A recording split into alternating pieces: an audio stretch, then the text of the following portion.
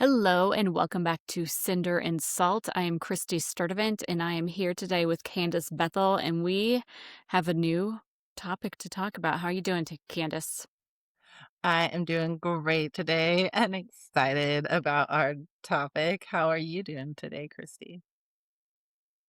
I am good. I'm a little bit nervous. We are going to be talking about emotions, specifically according to human design and the emotional solar plexus, defined versus undefined. This has been a big trigger for me for several years. I have had a lot of love hate going around my defined emotional solar plexus. So be gentle. I'll try. Okay. Okay, let's start off with what we are. So I obviously am a defined emotional solar plexus, meaning that my emotions are mine. I have to make decisions based on my emotional wave and how it plays out. And how about you? I am the opposite. I am an emotional, or I'm open emotional, which means I take on the collective and anybody around me's energy and emotional wave or in their emotions, and I amplify it like times 10. So oftentimes in human design, people with that open emotional are looked at as super emotional because they don't even realize they're amplifying that defined emotional's wave, when really the defined emotional is the emotional and the open emotional is not the open or is not emotional. And once I realized I was not emotional and I was just taking on all these other people's emotions, it was like such a huge relief for me because I was constantly walking around being like, "Why do I feel this way? Like, I don't think this way. I don't feel this way. Like, when I'm by myself at home, like, none of this comes in. But as soon as I go into like a large group of people, I just overwhelmingly could feel what was happening around me." That sounds terrible. It It is sounds not so my awful. favorite. Mm-mm. Yeah. I had some family members that were also emotional, open emotions, and they were constantly pegged as like, "Oh, you're so sensitive. You're so sensitive." And everything. And I also did that to them. So I had no idea, but that's why, right? Because they are feeling everything and amplifying everything. And so it's a tough thing to ride. But I'm also going to put out there that in a lot of ways, I am very jealous of you sacral authorities, because you can just be, presented with a choice and be like, uh huh, So that is kind of nice.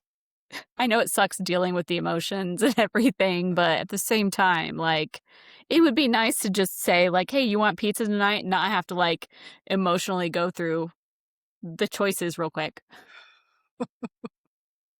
That is hilarious. I can see how that is like that could be true.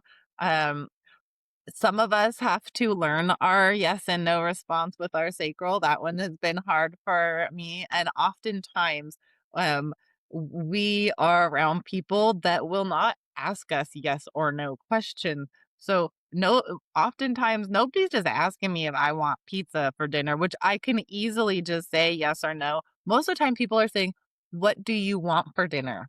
And that question is beyond overwhelming for me. I guarantee you it has started fights for other people.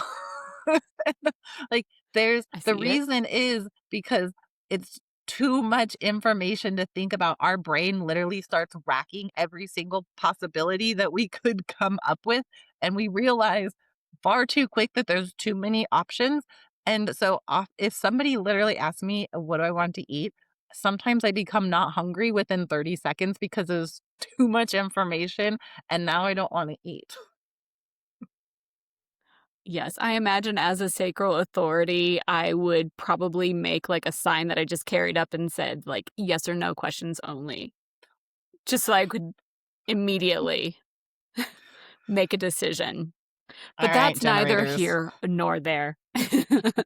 Hard for generators, right? It's a tough go. But okay, so we are talking about the defined versus the undefined. And so it's not easy for defined emotional solar plexus either because we do have to ride an emotional wave, which can be very tricky because there are like four different waves that we could be riding depending on what channels we have defined or even what channels the people around us have defined. It's not so easy. No, that makes everything much more difficult, because it really does depend on what is highlighted through your channel. So, but it's something that you will feel consistently in your life. If it's a channel that's whether you have a defined emotion or undefined emotion, it's something that will consistently happen in your life. You will feel it over and over again every time you need to go into that emotion or unemotional state. Like your body has very specific responses, and the open emotional looks at the collective, and we get everything from the collective, and the defined emotional looks at themselves and what themselves needs to present to the collective. It's a lot of information to take in, but it's very helpful to know your human design for this very reason. Because if you're just going off and, trying to make decisions and trying to do it emotionally when actually you should be making it through your sacral or even through your splenic center or your ego center or something else, it's very, it's like walking through a forest blindfolded. You have no idea what's going on. Absolutely. And when you do hear about your human design, you usually are like, oh, yeah, I do that. And so you understand the response system. And then you understand, oh, that's how I'm actually supposed to respond. And mine is super, super quick. Somebody asks me something, like I'm supposed to know immediately. And I do. If somebody asks me yes or no question, I can just answer yes or no. And sometimes it's actually surprising to me what comes out my mouth when I'm getting these like questions asked. um, Kristy, what does it feel like you for your emotional weight? So it's a hot mess all the time, it feels like, but I have gotten used to it. And so I have a couple of tricks that where I can kind of see what is going on. So I have done a lot of my human design study through Eden Carpenter. You can find her on Instagram, Facebook, whatever. But she has a like a system that she uses because she also has an emotional wave. And so what she does each day is she like kind of goes through like questions like what is in my emotional wave right now? And then she'll go through and say like is this something I'm still thinking on? Is this something that I'm still riding this wave through? Is this has this landed yet? And because with emotional waves, like our motto is when in doubt, wait it out. You don't want to make immediate decisions because you have to ride the emotional wave, okay? You can't just go off acting like a sacral emotional or a sacral authority when you're an emotional authority. You kind of have to like wait it out a little bit because your waves are very different. And so that's one trick is I say think about like what I'm trying to make decisions on. Sometimes I have a lot, sometimes I have very few, but it kind of helps to be like, okay, where am I at each day? Be like, oh, this feels good. Or, yes, I've been riding this for a couple days because with an emotional wave, like you're going to ride your wave and then you're going to not ride the wave. Then you're going to ride it again until you make the decision. So that's very helpful, right? And then I think knowing who around you can kind of help you ride that wave.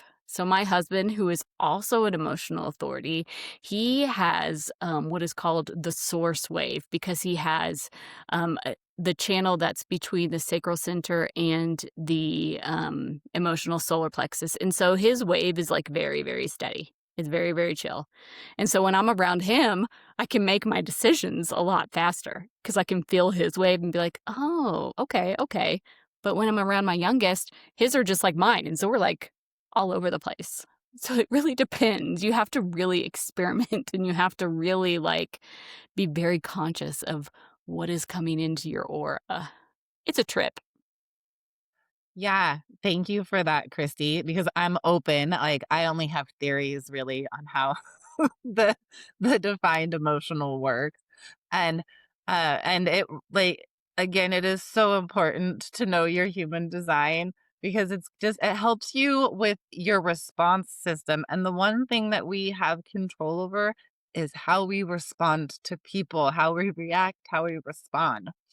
And one thing for the open or two things for the open emotional, and this does apply to the defined emotional too, but for me, I know this like really strongly. Like I will help and help and help and help and do and do and do until I see that that is not helping anymore. And I do this immediate cutoff. Like my voice changes, my tone changes, how I work with you changes because I have seen that you are not willing to help yourself. This is like that's a very like I see that with all open emotionals. We're like, oh, so nice and gentle, and then we're like, oh, you don't care, I don't care, I'm done. Have you So noticed that? hardcore. Well, I live in a household with 4 defined emotional centers. Oh. So, there's a lot of waves going on around here. 2 of us have the same, and then the other 2 are different. But I can see that. I have a couple of emotional, or open emotional solar plexus in my world, and I can see where they are just like it's almost like they take on other people's emotions, and then they're just like, "I can't do it anymore. You're gonna Mhm. have to deal with that yourself," which would be a Basically, like, lot. I think what happens is, like, sometimes the ego takes over and we're like, "Oh, here, let me help you because 'cause I've already dealt with that emotion that is, like, so obviously very strong in your field that you don't feel very strongly about." And then we realize at some point in time that we aren't helping and we're like, "And I'm done." It's also Yeah. it's also really important to understand that that emotional wave, you are going to feel so many different emotional waves throughout the day. And like it's not like you have one wave to go off of. You have multiple emotions. You're not just going to have one thing to work on. And then just like in the open emotional, we feel all of those emotions. So so you're like, how do I know my emotions? Well, when we're feeling everybody else's emotions, we're kind of just frustrated and annoyed. We're just like walking around, just like, "Ah," like, why is everybody so bitchy? Like, why is this? We're just like kind of annoyed and bitchy because we're taking on other It's people's fair. emotions. And that's how we know those are ours. And we're just really supposed to kind of like let them go back into our satisfaction and joy. There's no reason to just be muttering around in everybody else's freaking energy. But the way we know ours is they take us down. It's not like we're frustrated. It's like, "Ugh, the world's over. I'm going down now." And you cannot get out of your energy, sometimes for a day or 2 days, and you're just really in it. That is how you know that is yours to deal with, and that is either a karmic line, something you need to be dealing with now, a lineage line, like, that is for you. That is very interesting because as someone who has like because emotions are just moving energy through your body, right? And so as Mhm. someone who has this defined emotional solar plexus, my emotions are constantly moving. And so it's very rare that I'm going to get taken down by my emotions or anyone's emotions. I always know that it's temporary. Like yesterday, I was like just having this overall feeling of blah. Like, and I knew it wasn't mine because I wasn't, faced with any decisions that were ready to be resolved. I just felt like bleh, like something is going on out there. But I was like, you know what? It's fine. It's going to roll on through. So I think that that is the advantage of the defined emotional solar plexus. I'm not giving you a lot of advantages, but that's one of them. That is fascinating, though, and, that's something that you all can pay attention to. If you don't know your human design, notice, like, do you feel like emotions take you down, or do you have to, like, ride the wave? And if you want to know your human design and don't know it, reach out. We're happy to help. Absolutely. It's such an it's such a useful tool to have when you are stepping into this realm of self-awareness to just be like, "Oh, look, this is how I act consistently or how energy moves through me consistently." It can really be a game changer. If you don't resonate with human design, I think astrology is another good tool to use. There's several of them out there, but human design is our l love language. We love it. We do love it. And it's Yeah. really So helped me out in my life. same, same. And I think that knowing my authority was like the biggest game changer, and it triggered me for at least 3 years. Like, sometimes it still just makes me really mad. I'm like, "I cannot believe that there are people out there who can literally just answer from their gut. I don't even understand it." And But, that's so we're funny all here. because I still every once in a while feel like I have emotional wave and I have to remind myself, nope, you're just immediate response. So we're all kind of conditioned to be in the other design. Ugh, it's so interesting and a fascinating thing to go down. So, yes, if you are new to human design, go look at your chart, see what you have defined, know your authority.